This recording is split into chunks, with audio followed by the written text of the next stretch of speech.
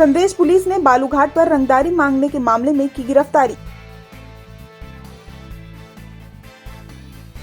संदेश थाना क्षेत्र के सारीपुर बचरी बालूघाट पर 3 बाइक पर सवार हथियारबंद अपराधियों ने बालूघाट पर पहुंचकर रंगदारी की मांग की तथा गोली मारने की धमकी देते हुए लूट का प्रयास भी किया।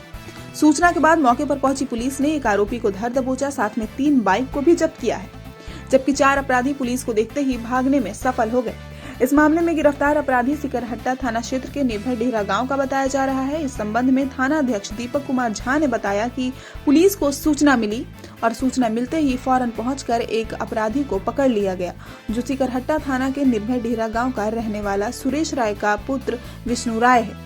उसे पुलिस ने गिरफ्तार किया। गिरफ्तार अपराधी आरा के बैंक कॉलोनी में रहता था, जबकि 4 भागने में सफल हो गए। थाना अध्यक्ष के बयान पर थाने में प्राथमिकी दर्ज हुई है। वहीं अन्य 4 अपराधियों की गिरफ्तारी को लेकर छापेमारी चल रही है। पुलिस गोपनीय तरीके से छापेमारी कर रही है। गिरफ्तार अपराधी के पास से 7.65 की देसी पिस्तौल और 3 गोली भी बरामद हुई। वहीं आपको बता दें कि महिला से चेन छीनने वाला अपराधी भी पकड़ा गया है। संदेश थाना क्षेत्र के रेपुरा पेट्रोल पंप के समीप 24 नवंबर 2021 को बाइक सवार 2 अपराधियों के द्वारा दिन दहाड़े एक महिला से हथियार के बल पर चैन लूट लिया गया था। पुलिस ने मामले का उद्भेदन करते हुए कांड में उपयोग की गई बाइक और उसके मालिक को गिरफ्तार किया है। गिरफ्तार व्यक्ति चांदी थाना क्षेत्र के रूपचकिया गाँव का रहने वाला जितेंद्र सिंह का पुत्र मनु कुमार बताया जाता है।